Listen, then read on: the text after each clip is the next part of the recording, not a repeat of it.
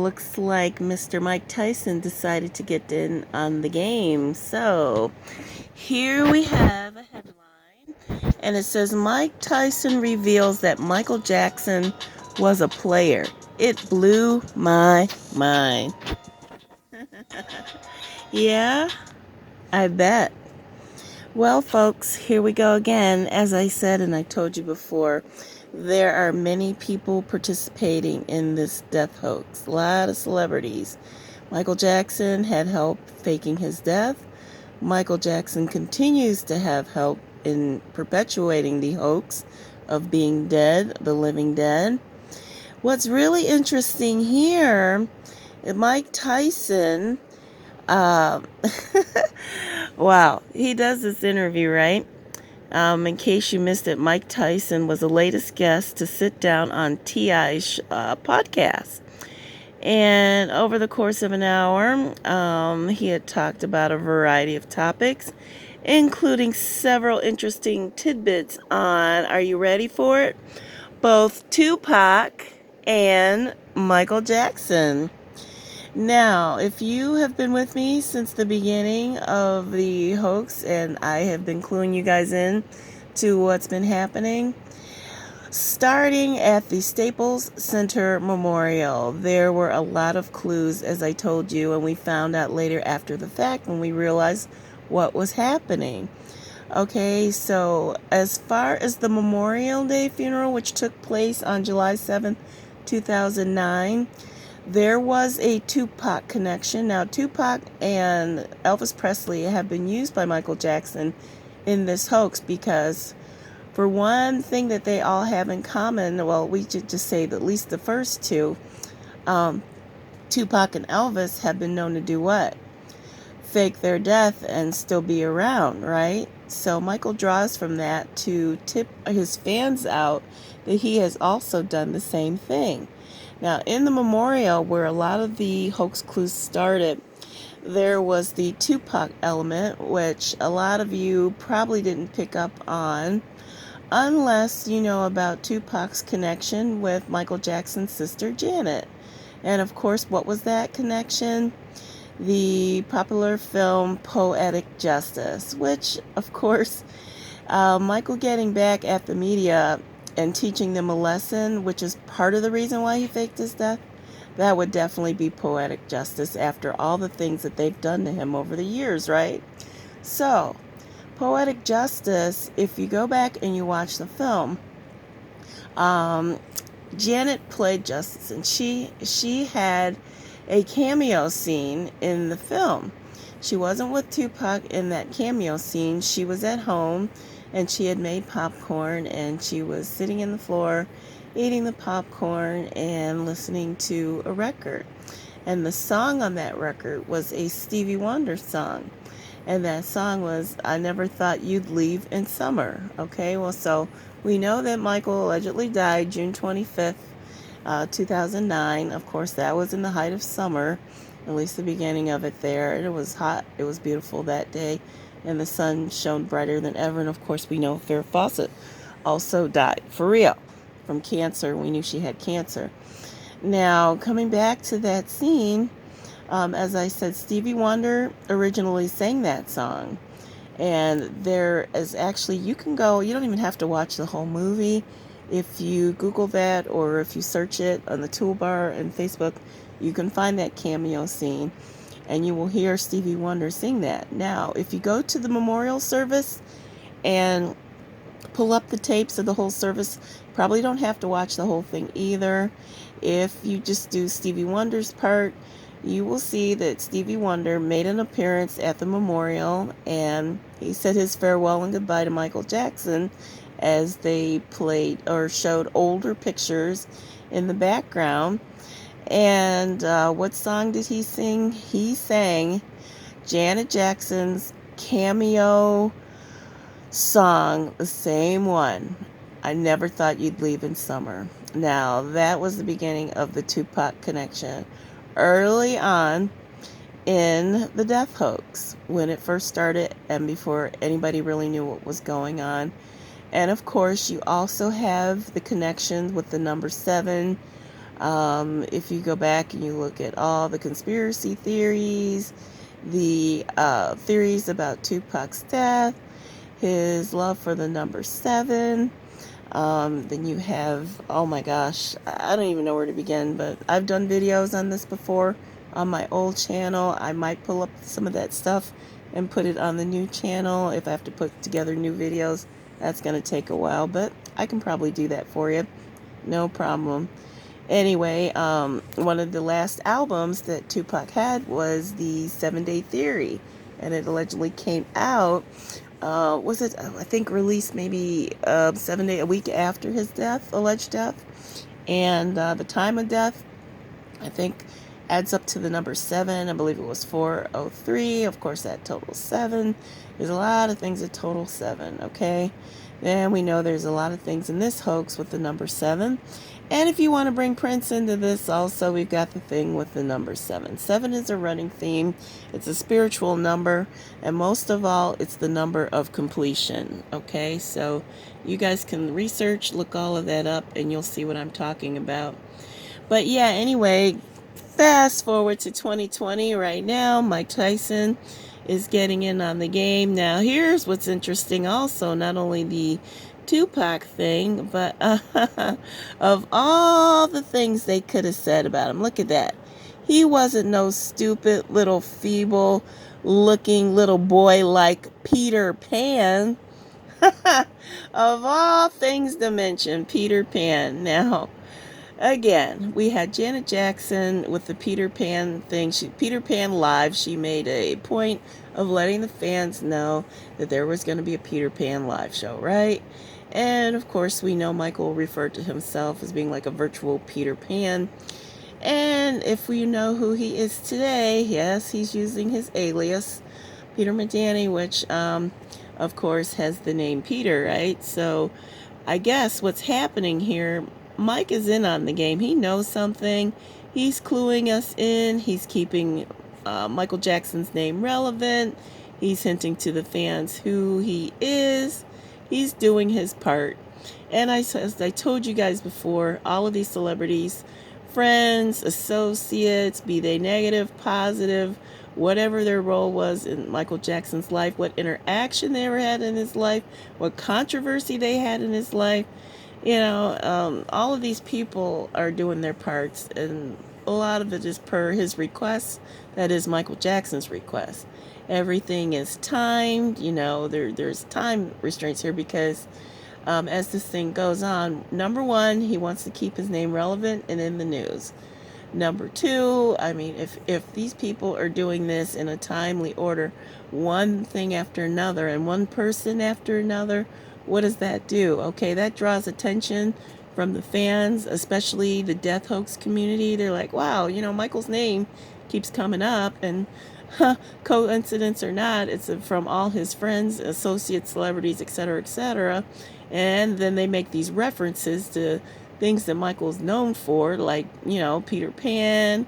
And then they bring in the element of other dead celebrities who have been rumored to have faked their death, like Tupac and Elvis and da-da-da-da-da. Now, if you guys remember a while back, Teddy Riley, who produced a lot of music with Michael Jackson, said if people can think that Elvis faked his death, then why is it such a big freaking deal if people think Michael faked his death? Right then and there, he was trying to clue you in. He was telling you the Elvis factor in this. And of course, if you look at the death details of Michael Jackson and you look at the death details of Elvis Presley, they're pretty much identical. And then tying it into the Oprah factor, Lisa Marie Presley in October of 2012 appeared on the Oprah Winfrey Show. And of course, Oprah was saying, God, isn't it just like mind-blowing that you go through this twice, that your ex-husband Michael Jackson and your father died the same way? And even Michael even talked about he thought he was going to end up just like her father, and lo and behold, it happens. And then of course we had the house on Carrollwood right across the street from Elvis Presley's place that was pointed out in the show. Lisa Marie sitting there, she's wearing purple. She's saying this is the last time I'm ever going to talk about Michael Jackson. Yet you bring it forward today and she's releasing a book. And what is she doing? Talking about Michael Jackson, which is a thing she said she wasn't going to do. Now, I told you guys there's two of everything. Two people, he impersonates his friends, that's two. People who say they're not going to do something and then they end up doing that again, that's two. There's two of everything. There's twin doubles. There's people doing things they said they weren't going to do. There are certain celebrities that do more than one thing. Then there's Paris who does something, and then the person who's known to be Michael Jackson either does the same thing, which is mirroring, mirroring somebody's behavior, mirroring somebody's actions. All of these things are to tip you off and clue you off, especially the death hoax community, who has learned at this time how this thing works through people like me who have investigated, and or I'm more of on the entertainment end and pointing out. I'm very good at seeing some of the things that these people do, even if it's in the most unexpected ways and in the most unexpected places. I've told you guys about award shows. I've told you about the media. I've told you about Googling Michael Jackson's name every day to see the article headlines. I've told you guys about TMZ, who has followed it from day one. And as it turns out, Michael owns stock in the company. He owns stock in Coca-Cola also, and some various other things. Man is not broke, never been broke, but he figured out faking his death would definitely keep him from being broke. And yeah, you are more worth dead than alive, because the first thing that happens when any celebrity dies, be they still alive or not, people flock out to get all of their memorabilia, their albums, anything that reminds them of him, because one, they want to have a keepsake, or two, they believe that these things are going to go up in value as they become older and more rare. So, with all of that being said, keep your eyes and ears open, guys. I got a lot more coming. No, this isn't one of those videos that you like to watch of mine that entertains, so to speak, but those are forthcoming. I've got a life. I've got things going. So, when the timing is right also, and my timing seems to be pretty good. I'm very, very intuitive. I used to read cards, things like that. I'm not claiming to be a psychic, but I do have some ability, and people in my life could tell you that. But getting back to the point, keep your eyes and ears open, keep your mind open, and when you guys look and see things, about Michael, oh, that can't be Michael, this and that. Yes, it can. It can be Michael. Now, Michael is parading around in disguises. He's wearing liquid masks. He's pretending to be other people. He's filming videos in the dark using his voice, and changing his voice. And then he's also switching places with people he knows. He's got lookalikes like Sergio Cortez. He's got sound-alikes like Malachi and all these other people. So he's playing the game, and he's playing with fans just a little bit, because he's testing you. He wants to know who knows him well and who doesn't, who he wants to see, who's going to fight for him and who's not. And if you choose to fight for him, how are you going to fight for him? Are you going to do it in a decent way, which tells him a lot about your character as a fan, and he wants to see what his fans are like. So, be cautious, be mindful of everything you do, everything you say, the people you approach, people who are jumping all over Pearl Jr. or Peter Madani, wannabes, lookalikes, whatever you're doing. It's not necessary to beat up on anybody. We're all fans of Michael Jackson. You know what that means? We're like family, and we're all on the same side. Now, whether you believe he's alive or whether you believe he's dead is irrelevant when it comes to the treatment of people. If you're a decent person, you should treat people the way you want to be treated, right? I mean, I don't go around attacking people because of what they believe. Now, if you side with me and what I found, great. If you don't side with me and what I found, that's fine too. You have all the time to look up all the things I have, do some research, don't be lazy. You don't have to take my word or anybody else's word for anything.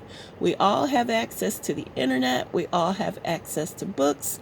But most of all, I hope most people have some common sense, because really, a lot of these things aren't hard to figure out. But you got to crawl before you walk. A baby crawls before it walks. You got to crawl before you walk. You got to have some common sense. You got to be mindful of things. You've got to be respectful of others. It's okay to have a different opinion. We can agree to disagree or not. I'm just saying this generally because of the things I've been seeing and the things I've been hearing. Generally, I don't get attacked or misapproached. Every now and then you'll have, they'll see the name Steamy Hot Latin. Oh, dude, you're crazy. Okay, I'm not a dude. That's my handle, Steamy Hot Latin. I can tell you another how what that came about.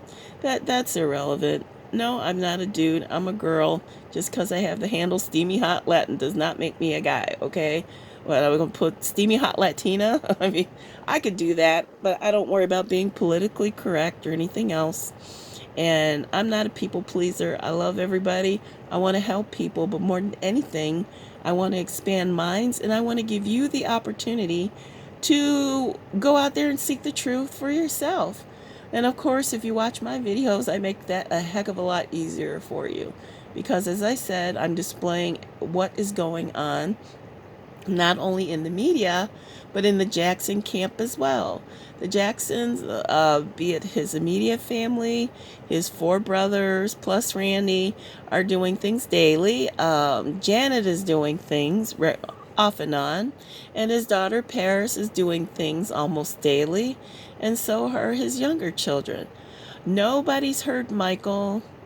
He hasn't done anything to his family, so the ones that you don't believe it and you say, oh, he wouldn't hurt his family. He's not hurting his family. He's not hurting his parents. He's not hurting his children. Everybody is in the family is participating. That's what you do for your loved ones. If they decide to do something, you don't criticize. You don't mock. You help. And if you can't help or don't believe in their cause, then you do nothing, right? They are supportive. That's what a real supportive family does. They stick by their own, okay? So there's nothing unusual about that. And no, he's not hurting his children. Wouldn't dream of it. His children were young when this came about, but this is something he decided to do and felt it was necessary because of all the things that he went through and suffered at the hands of the media. And unfortunately, when you are a well-known, high-profile person and negativity is leaked out into the news, mass media, people believe it. And even if you go to court for something, you can be found guilty or you can be found innocent. Well, Michael Jackson is innocent. He was found innocent in a court of law. Everything was dismissed. And all of those people that tried to finagle money out of him, they turned out to be con artists. It's all about money. But still, to this day, people are screaming pedophile and everything else because they latched on to the negativity. They're holding on to the negativity for dear life as if though it's their job, okay, which is ridiculous.